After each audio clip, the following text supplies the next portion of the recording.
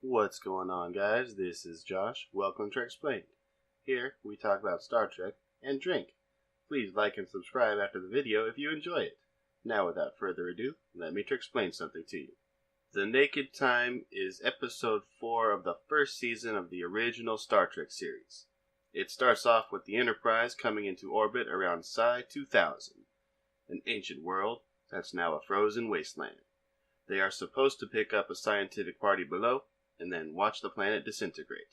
Spock and a crewman beam down in some encounter suits and find the outpost itself is frozen. They take a variety of readings and determine life support was turned off and everyone is dead and frozen. One man was taking a shower fully clothed. There is all sorts of weirdness here. The crewman separates from Spock and continues his scans, but he has an itchy on his nosy. He takes off his glove and reaches under his mask to scratch it. There should be all sorts of red flags about this just built into the suit, but this idiot just contaminated himself. He continues working, but doesn't put his glove back on. Then some red shit drops on it, and he doesn't realize it.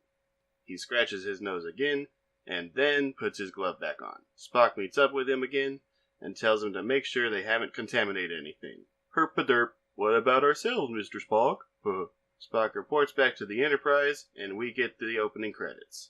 Kirk is making his log about what happened, and Spock and the crewman beam back aboard. They get decontaminated, but head to sickbay anyway. The crewman's name is Tomlin. He gets checked out, followed by Spock. Everything seems to check out, but Tomlin has an itch on his arm. They report that 6 people are dead, and that they need to review the tapes from the outpost. Tomlin looks at his hand, and a rattling sound occurs. Please note that this is the same rattling sound that happens whenever someone gets newly infected. The bridge crew view the tapes together and comment on it. Nothing seems to make sense about it. Also, can what happened down there occur up here on the Enterprise too? I don't know. Kirk gets a call from the bridge, and it seems the planet is finally breaking up. In the mess hall, Tomlin gets some food, but keeps looking at his hand and rattling. Sulu and Riley enter in for some refreshment of their own, and they go over to socialize with Tomlin. Sulu is going on about the benefits of fencing. Tomlin is ignoring him, so Sulu gently touches him. Tomlin says to back off, man.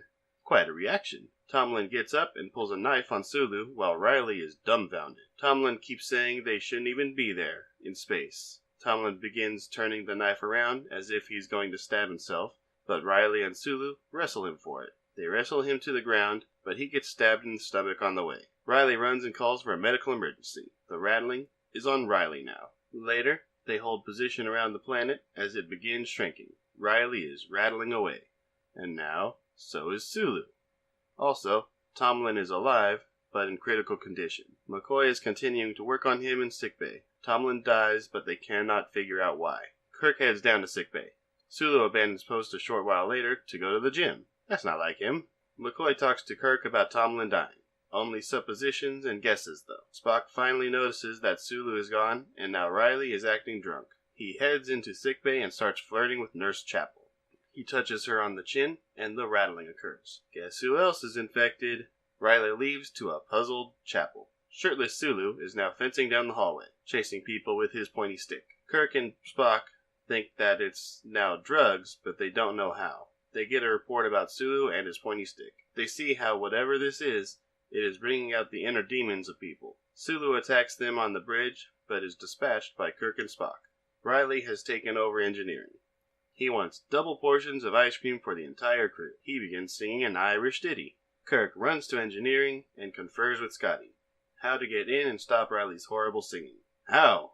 Kirk returns to the bridge, and a red alert is underway while Riley turns off the alarm system. McCoy reports that there is nothing to be found on the tests from the autopsy, but he is still running a few more. Scotty tries to engineer his way into the system with jumpers as Riley continues to sing. Spock heads to engineering to encourage Scotty. Forget the safety factor. Just break in there. McCoy is scanning Sulu, but has Nurse Chapel take over. But she is out of it. Again with the rattling. She smiles and heads out the door. On the bridge, Kirk takes over navigation because one guy is laughing like a maniac. Riley continues to sing over the intercom, and Yeoman Rand comes to take over navigation. Uhura yells at Kirk about Riley singing, but they apologize to each other. Shit's nerve-wracking. Spock comes to sickbay to find McCoy, but he's not there.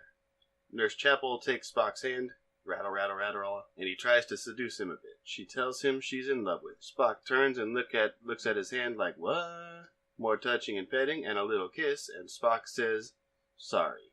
Just what a woman wants to hear when she tells a man she loves him. Sorry. The bridge calls Spock, and he leaves sickbay in order to acknowledge. But he doesn't get a chance. He sobs a bit and walks away. Seems like Spock is infected now too. Kirk is at engineering, and Scotty is able to open the door. They interrupt Riley and have security take him away. Scotty gets to work on the controls. In the halls, Spock is crying like a baby. He enters a briefing room. I guess just for appearance's sake, so the crew doesn't see him. He starts trying to prop himself up and detox himself. In engineering, Scotty determines the engines are totally cold.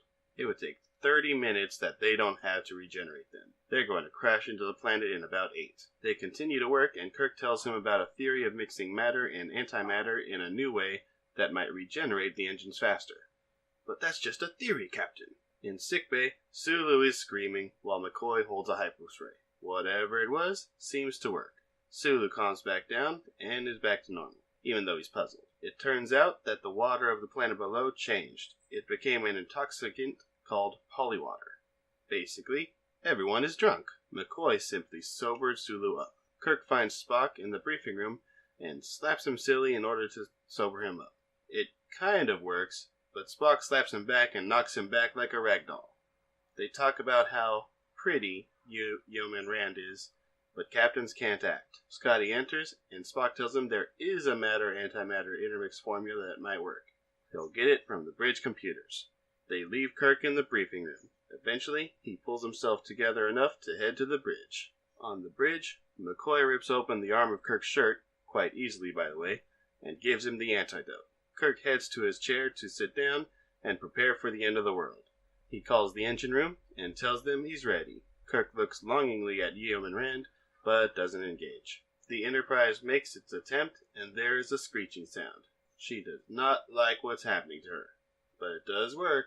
They break clear of the exploding planet and actually are faster than any speed she's ever attempted. The chronometer is going backward. They're in some sort of time warp. They have Helm begin reversing power slowly. It works. They're back to normal time. They talk about the possibilities of time travel briefly, but they're going to pass up on that for now. That's all for today's episode. Thanks for watching Treksplained. If you liked today's video, please drop a like and subscribe so you get updates on new videos.